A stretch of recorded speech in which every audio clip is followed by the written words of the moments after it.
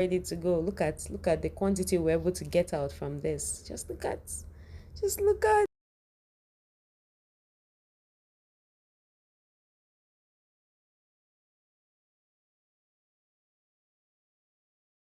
Hello, today we're making tomato stew with goat meat.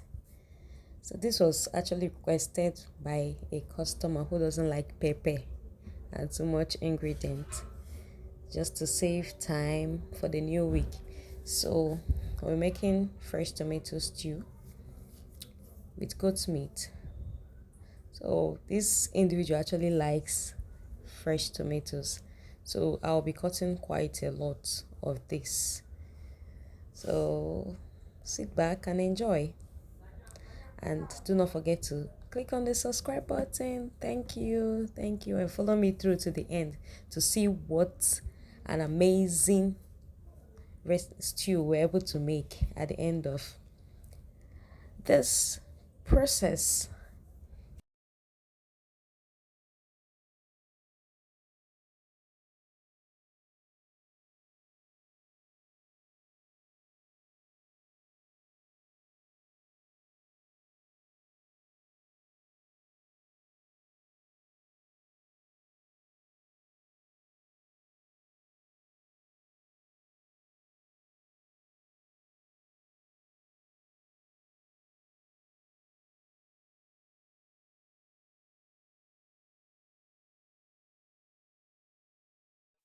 So we're going to be frying the fresh tomatoes first of all without oil. We just put it in the pan and fry it so that the water will be drained. Because if you just add it straight to your oil, to your groundnut oil or whatever vegetable oil you're using, it's going to produce a whole lot of water and make the stew very soggy.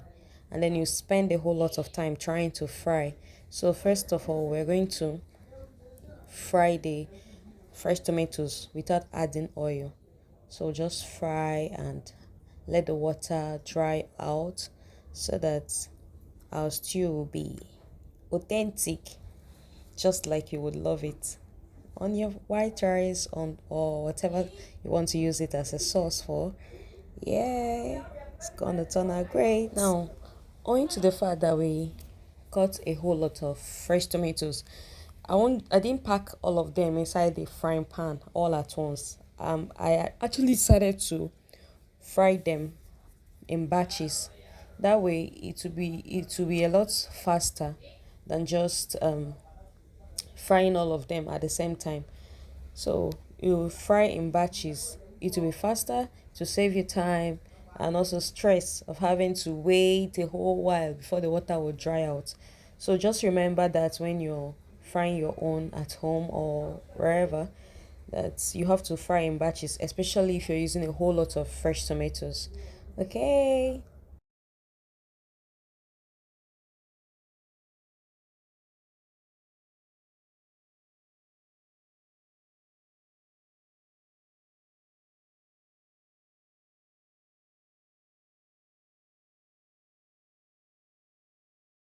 So after frying, we're going to put vegetable oil in a pan and allow it to heat up.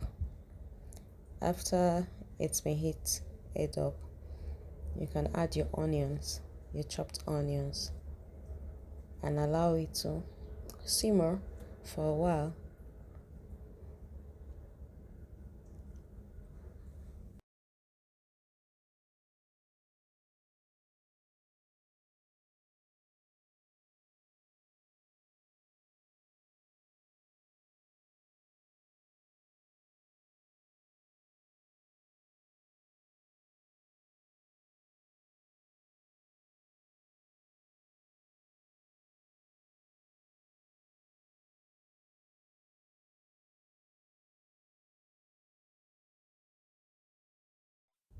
While the onion is getting close to browning, you get your tomato paste and fry as well.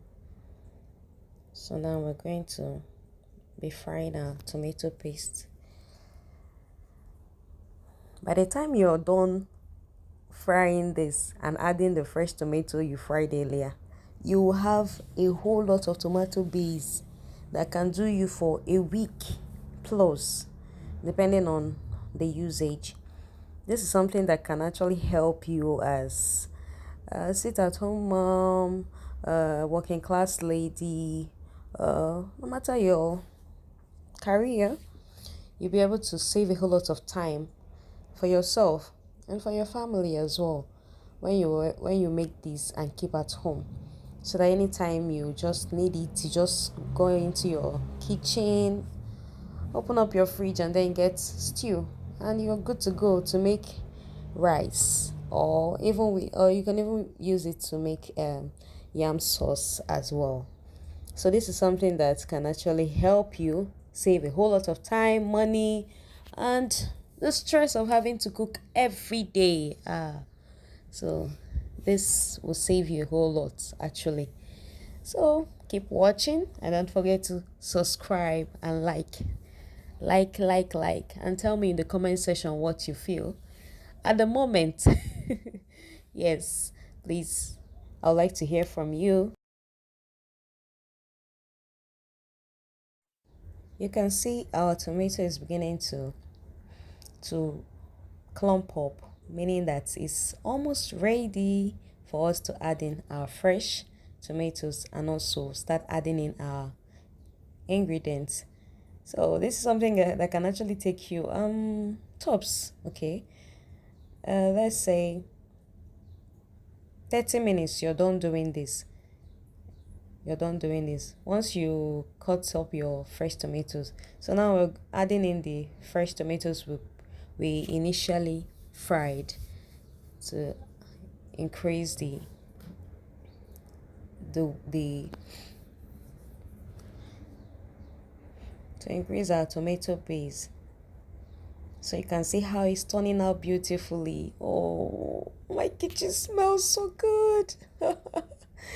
Oh, I know this my customer will certainly love this, because come on, look at this now. Look at this base. Look at this tomato base now. Look at ah this is so cool. This is so cool. Like, once you have this stocked up in your fridge, you don't even need to worry yourself about, oh, you don't have tomato base to use, and this is just what you need to be in your freezer or your refrigerator. You just come in, boil white rice, boil yam. Oh, you're good to go. And in less than 10-15 minutes, depending on what mode you're using to boil your rice, you'll be very much ready for your lunch, dinner, breakfast, whatever you want to use it for. This is so cool. One thing with this frying method is that once it gets once it gets together, clumps up together, you see the oil that was initially used will start forming on top of the stew. So at this moment, you see all the oil you will use to fry is gradually coming out. So we can actually decide to reduce the oil you put in. It just totally depends on you if that is what you want. But for some people that like oil, oh, you can leave it. You can see how gorgeous it's looking already. We've not even added stock, our ingredient, but my kitchen smells so good. Oh, wow, this is so cool. This is so cool. This is so cool. I recommend this for every student, every working class individuals, sit at home mothers, singles. Oh, this is so highly recommended. So you can see the stew is already popping up from the pot. So I have to cover it so it doesn't splatter all over my kitchen. So I have to cover it. Now we're going to open it. Oh, look at this beauty. Come on, look at this. Oh, man. Wow, this is so cool. Look at what amazing base we have. Look at this stew now. Look at. Come on, look at this. Wow. So next we're going to, wow, okay. At this moment to open it up, we're going to add the goat meat sauce now, because we've not added it. Everything you're seeing here is just the tomato itself, the fresh tomato and the tomato paste. So we cover it up, get our spatula ready to turn. Let's stir it very well. I had to close it so that it doesn't splatter, because the stew is quite big, very big. Honestly, it's quite big. This pot I'm using is a very big pot. Now we're adding our goat meat. Now this individual didn't want me to fry it, so I'll just have to add it in like that. Also, goat meat has a way of being hard, so it's also an advantage. I guess the individual wants it soft, very soft, so he didn't want me to fry it. So we have to stir it now, stir it very well so that there's no particle that is stuck to the bottom of the pot. So stir very well, cover it for a few minutes. Now the only seasoning we're using is crayfish and no seasoning cubes. That's just what we're using. We're not using much of seasoning cubes, because this person wants it to just have bare minimum seasoning. So we're just using crayfish and no seasoning cubes for this particular stew. And you don't want to see this, because some people will think that because just crayfish and seasoning cubes that it won't taste great. You need to be in my kitchen right now. So I'm going to open it up again. Look at this. Look at this. Oh, look at this beauty. Look at. So you have to turn it very well, turn it very well, turn it very well, to make sure that this uh base, everything is mixed up together beautifully. Then you add in your crayfish, add in your seasoning cubes, and then you're good to go. So this is basically tomato tomato paste and fresh tomatoes, goat meat, crayfish, and then seasoning cubes. Just four ingredients to add. Everywhere is all fire. Everywhere is lit, man.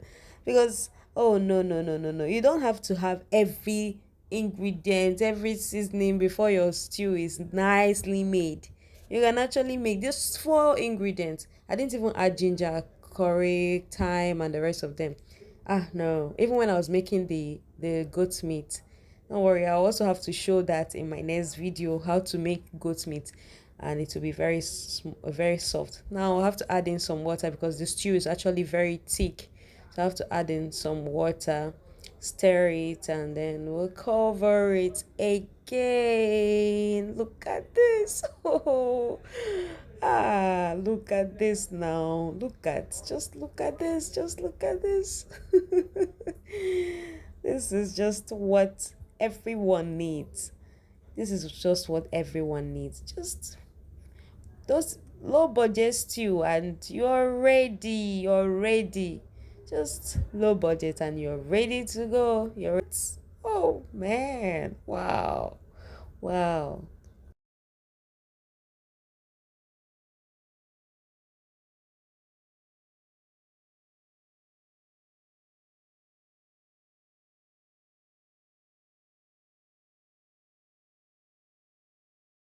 Going to stir very well. Stir very well. Look at this. Look at this. Now we are ready. Our stew is very ready. Our stew is ready. I had to dish out some in a plate so that you look at this. Oh no no no! This is wonderful. This is wonderful. Four ingredients, and then your stew is ready. Four ingredients only. You don't need to say, I don't have this one, I don't have that one, so my stew meat, you know that cooking goat meat is not a child's play. You can waste a whole lot of energy, gas, trying to make it get soft, but I will teach you how to do it in my next video. Thank you. Wow, look at this. Hmm, so amazing, very tasty, very tasty. Ah, wow, so nice.